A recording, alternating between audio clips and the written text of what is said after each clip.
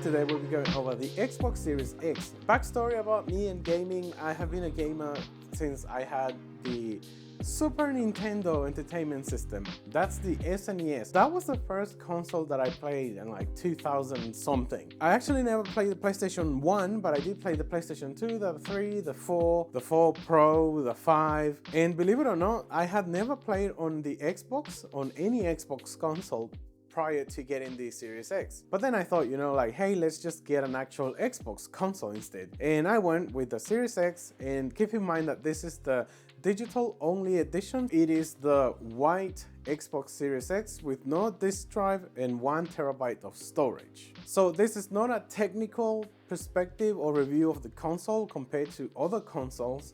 This is just my experience playing games, whether they are exclusive or Game Pass games on the Series X, and just the overall experience of playing on the console. To be fair with you, like, the only people that will care about like specs are nerds, or they're like developers, but again, you would go on their website and so on and find information.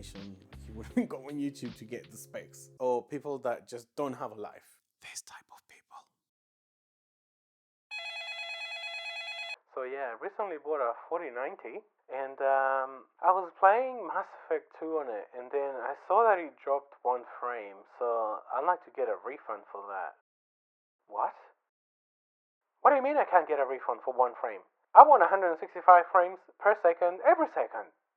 Now, this version of the console only comes with 1 terabyte of storage. Now, gamers are very different from one another. Some gamers like to hoard their games for a long time. Some of them fall into the sunk cost fallacy and they never want to uninstall it because it'll make them depressed. In my instance, I haven't had any problems with the storage. Keep in mind that this one has more available storage than the PS5 out of the box, which is a great thing. I have obviously had to uninstall some games, given that I have to install new ones. Generally, for me, the storage has been just fine. It's never been a problem. I've never run into issues of like the console slowing down or anything like that. It's fine. Like, it's just fine. And also because of the really fast SSD speeds, this console wakes up in like 2-3 seconds from like sleep. You press the turn on button and it quickly turns on. It's like, it's faster than you even like think it's gonna be. So it's a really good thing that these consoles are really fast, and I'll talk about a really interesting feature very soon. Oh, and I have to mention that the controller still uses batteries. Why? It's one of those super questionable things, but you can luckily get like this sort of like adapter thing that is rechargeable. It's essentially like a battery inside it, and you put it where the batteries go, and then you just keep on recharging the controller like you normally would. But you need to move on from the batteries. That's just disgusting in 2025. Now, when it comes to graphics and what the console can display, I have to say that if you get a Series X and you get Game Pass with it, you have to play games like Avowed. Like, these games just look absolutely stunning. And when you go to like the 4K 30 FPS mode instead, which I know I can hear PC players laughing, I understand, I would laugh at myself. But the thing is, sometimes you just want that high fidelity of graphics and you want to really immerse yourself into that universe. But for role-playing games, it is astonishing. Like, it is so good. Like, I'm going through like my second playthrough of Avowed again, and it's just beautiful seeing like the graphics. It really captivates you. And I know it has to do a lot with the game itself, but that's just an example of when the Series X really excels. Good games with a good console that's really capable, and you have the recipe for a really, really great time. Now, to pump all these graphics, the console will obviously make some noise. You will hear like the really subtle hum in the background. However, if you start playing really graphically intensive games, you will start to hear the fans, but it is nothing compared to like a gaming PC, or if you have like a PS4. Like, you would sometimes hear that console like it was about to take off through your headset. So it's nothing compared to that. In fact, my gaming PC behind me, that thing is so much louder than my Xbox Series X. So it does take a few hours most of the time for the consoles to start making a substantial amount of fan noise that you can hear them. But if you have headsets like that just disappears. Like you'll never hear the thing. It's actually until you take them off, then you'll be like, oh, like, oh, that's the console. Like, but it's so subtle. Like you will have no problems with the console running in the background. Now, one thing I want to mention before we move on is that the controller, in my case, I find it a little bit uncomfortable. That is because it kind of curves a lot and it's very small for my hands. So I do prefer the PS5 controller, but this is completely subjective. However, I find that the PlayStation 5 one is a lot wider, so for me it feels a lot more comfortable. However, this is purely subjective.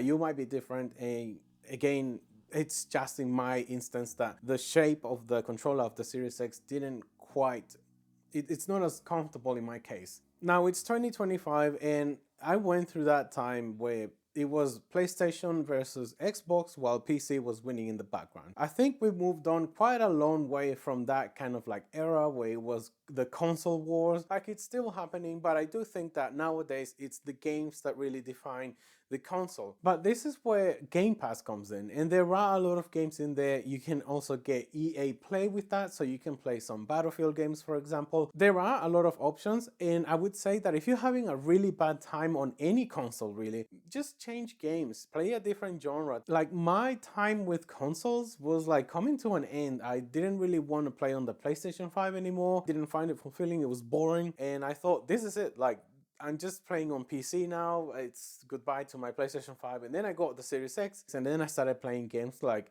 Microsoft Flight Simulator, the 2021, because the 2025, I think it is, it's bad. It's really bad. Games like Avowed, which I really like. So there are a lot of great games that you can play, and it's always changing, so you can always like keep yourself busy playing new games and trying new genres if that's what you're into. And don't force yourself to play really bad games. In my case, I have loved like almost all the games that I have played. Some of them I found them boring, so I just uninstalled them and install new ones, but that's the beauty of Game Pass. Another benefit of the Series X is that with Game Pass, it is also something that you can get for your console and the PC. So in my case, yes, like you do pay more, but the thing is that I have Game Pass on both my Series X and my PC. And you know what that means? You can install the game on your console and PC, and if they can cross-share saves, you can play on your PC, finish it off on your console, and vice versa, which is great because some games definitely run better on console, probably because they were designed for consoles in the first place, and then they were like ported over to PC, and vice versa. Also, some games you might enjoy more with a mouse and keyboard input, and others you might enjoy more with a controller input. Though keep in mind that on your PC you can actually connect your Series X controller either wired or wirelessly, so that's not really an issue on the PC side. But on console it might be an issue, especially if you're using a TV. Most of them have quite a lot of delay, so using a mouse and keyboard isn't really realistic. So yes, in my case, it's actually quite a big benefit to be able to just switch between both platforms and play games where I feel they are more enjoyable. I'm not limited to just the console or just the PC, and if I want to play a console game on the PC with higher FPS, then I can do that because I can also connect the controller to my PC and just carry on that way. So great thing, and I am loving this. Now, some interesting features that make the Xbox Series X stand out for me include Game Pass, and like I said, the ability to play a lot of games, and it's constantly getting like new games. You also get Xbox exclusive games. You get them day one, like Call of Duty Black Ops 7, Bethesda games also. And again, this is just something, like I said, you can install in whichever console you want. It's a really interesting system and I really like it. But another thing on the Series X only is quick resume, and this is something fantastic. Click on the game to open and the game opens in like 5 seconds. It took me a while to actually figure out what was happening because I would click on the game and it would just open like almost instantly. So in my case, it's been a really good experience being able to, you know, like stop maybe playing like Avowed, then I come back like another day, I click on the game and it launches in like 5 seconds. Some games may bug out because they don't quite support it, but that is obviously not surprising considering how many games there are available to play. The Xbox controller also supports a feature where you can switch between two devices via Bluetooth, which is cool. So you can switch between like the Series X and your PC, or like vice versa, or from like the Xbox to like maybe something like an iPad or a computer or whatever device it is that you're trying to control with your Series X controller. You can just switch between them. Keep in mind it only supports two devices. There's also a really interesting point system. So every time you log in and you play a game for like more than 15 minutes, say, and it's say like a Game Pass game, it'll actually give you points, and it can give you more points, especially if you're on a streak, and you can actually redeem these things, and you can like even like donate the money you get out of this. However, keep in mind that you can also redeem this for like Game Pass as well. So I think it's a really nice touch to be able to invest your time into these consoles and play and have fun. And in a way, it's really interesting that these companies have decided to implement a system that it gives back to the consumer. Some of these games actually support an FPS boost feature, which is really good, like Fallout 3. And I really enjoy this because you're not playing like games that are like all jittery and like 30 frames a second. You know, it's really good to see that Xbox has decided to enhance the experience for those that want to play old games, or for people like me that didn't play some of those old games.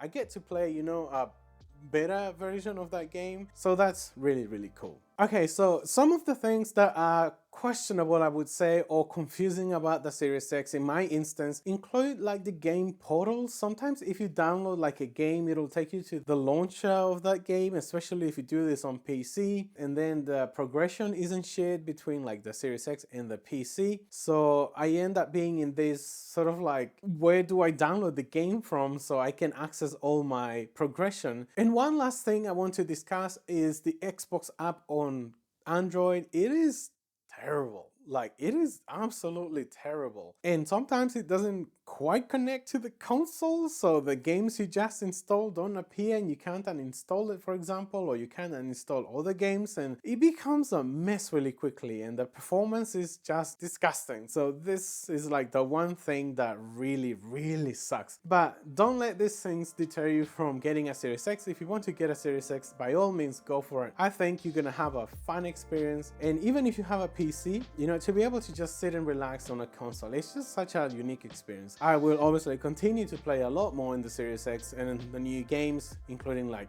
Black Ops 7, even though I don't really play FPS games on console anymore. I like to sometimes just, you know, like, I don't know, like leave those old memories when I used to play a lot on console, like Battlefield and games like that. So yeah, this is everything for this video, and if you enjoy this type of content, you can go and check my other video of my review of the M1 MacBook Air and what it was like to use it as a student, and, you know, completing with a degree and so on. So I hope you enjoyed the video. Have a good rest of your day or night, wherever you are, and I will see you in the next one.